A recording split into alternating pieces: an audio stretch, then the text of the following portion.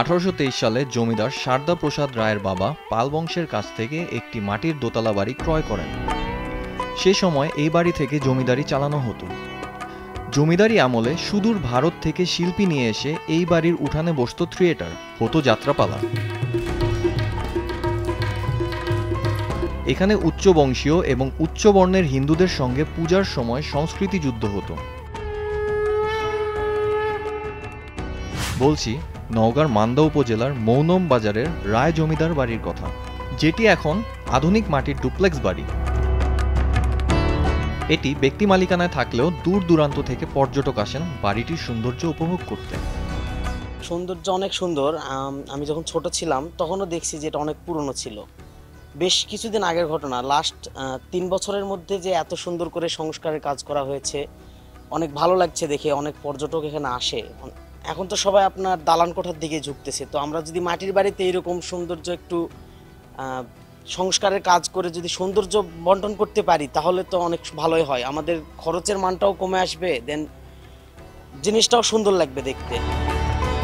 2021 সালে রায়বাড়ির বংশধর বুড়ন রায় এবং বাবন রায় জমিজমা বিক্রি করে নাটোরে চলে যান। বর্তমানে ক্রয়সূত্রে বাড়িটির মালিক আসগার ইবনে সুলতান শান্ত। এই বাড়িটি সংস্কারে শান্ত স্থানীয় আদিবাসী সম্প্রদায়ের কারিগরদের শৈল্পিক কারিগরিকে অগ্রাধিকার দিয়েছেন। এছাড়া এমন নান্দনিক সৌন্দর্য যেন সকলে উপভোগ করতে পারে তার জন্য পর্যটকদের জন্য উন্মুক্ত করা হয়েছে বাড়িটি। এটার সংস্কার কাজ আমরা মূলত শুরু করি 2021 সাল থেকে। 2021 সাল, 22 সাল, 23 সাল। 23-এর মোটামুটি আপনার আগস্ট সেপ্টেম্বরের দিকে শেষ হয়েছে।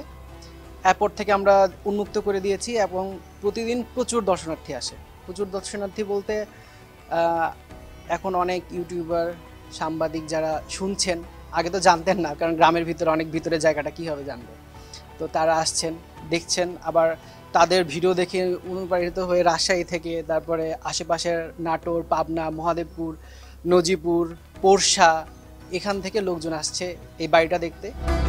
রাইজিং হেরিটেজ প্যালেস, যার স্থাপনাকাল 1823 সাল। এখানে এখনও সেই সময়ের মাটির চিহ্নগুলো রয়ে গেছে। বাড়ির দেয়ালগুলোতে মাটির স্তর দিয়ে নানা রকমের শিল্পকর্ম ফুটিয়ে তোলা হয়েছে। আমার এই ধরনের বাড়ি খুবই পছন্দ।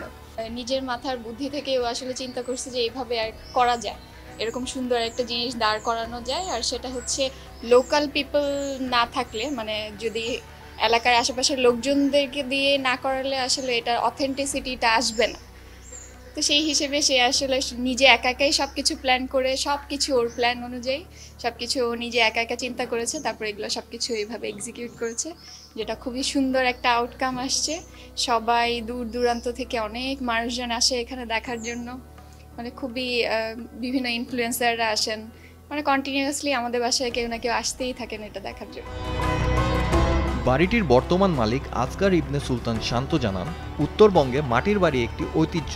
আসলে ইটের বাসায় সবাই থাকে, তাই আমি মাটির এই বাড়িটি আধুনিকভাবে সংস্কার করি, যাতে এই বাড়িতে পুরাতন ঐতিহ্য এবং আধুনিক সকল সুযোগ সুবিধা পাওয়া যায়। পুরাতন মাটির বাড়িকে এমন ডুপ্লেক্স বাড়িতে রূপ দেওয়ার শৈল্পিক নিদর্শন দেখতে প্রতিদিন ছুটে আসেন দর্শনার্থীরা। এখানে ঘুরতে আসা অনেকে জানান, সামাজিক যোগাযোগ মাধ্যমে তারা বাড়িটি সম্পর্কে জেনে বেড়াতে এসেছেন। আমি আমার এই বয়সে বা আমি মানে অতিবাহিত আগে বা পরে কখনোই আমি এরকম বাড়ি দেখিনি কোথাও, মাটির বাড়ি।